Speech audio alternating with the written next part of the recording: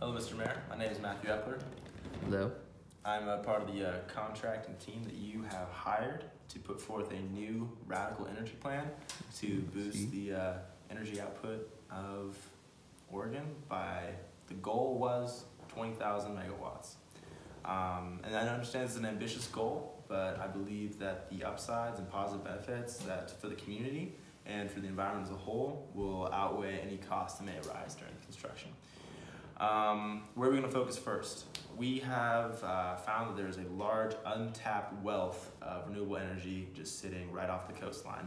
And this is going to take the form of the Pelamis wave energy, which is also known as the sea snake. It sits on top of the waves and uses their motion to work the inside pistons and generate electricity, and then feed that back to the land to be used by your citizens. The other area we're going to focus on will be the offshore wind turbines. We're looking to invest a little bit lighter in this one. The Pelamis Wave Energy is going to have around 6,700 installations at a peak production level of 2.25. And bear in mind that as it is involved in the motion of the ocean, a little rhyme there for you, we're going to be having it's going to be working all the time. So that's a pretty constant source of energy. It's very reliable. And that's going to be located starting in Florence, Oregon, all the way to Brookings. It's going to go all the way up the coastline. And then the wind turbines, we're looking at installations of around 3,300 wind turbines coming in at 1.5 megawatts. That's the peak production, yes. And bear in mind that with wind turbines, it is like winds blowing around a third of the time, best case scenario. But when it is blowing, you are producing quite a lot of energy. So those will be also located in around Brookings, Oregon, stretching all the way to Coos Bay, utilizing empty space, and those have like a unit capacity of 1.5 megawatts, and the Pelamis Wave Energy has a unit capacity of 500 kilowatts.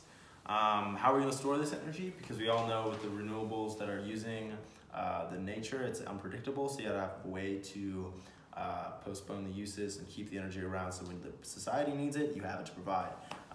We're going to have a storage station and a power plant located in Coos Bay. And the technology we're going to use to try and capture this energy is going to take the form of pressurized air. This process is pretty basic. What you're going to have is these installations creating energy all of the time, and you can't always use it with your population. So what you're going to have to do is store it, and the way this is going to take is we're going to capture air, pressurize it using the energy that we've farmed from the ocean, and then we're going to release it when the energy is required by the populace to turn turbines to generate electricity on a much more predictable and agreeable basis to our citizens. We are going to look into just simple batteries to kind of supplement this, because we understand that there is a little bit of inefficiency with the pressurized air. We're looking at an efficiency rating of 70%, so we're still losing a little bit of energy from the ocean, but I believe that the efficiency rating is high enough, and the amount of energy that we're going to be taking on, the sustainability and predictability of utilizing the ocean's currents and waves is going to override this inefficiency with our storage capacity.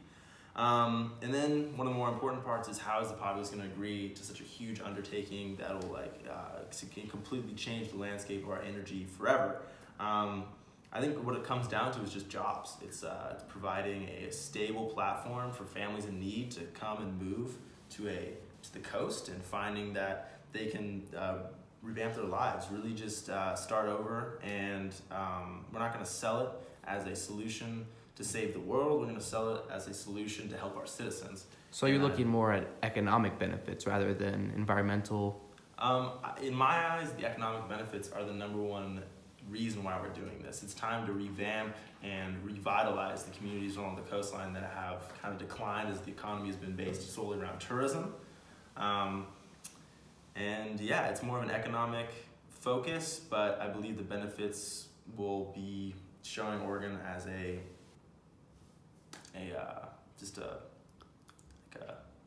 beacon of clean and conservative energy. So yeah, thank you for your time, Mr. Governor. No, thank you. I will consider this a great deal. Appreciate talking to you. Have a wonderful day. You too.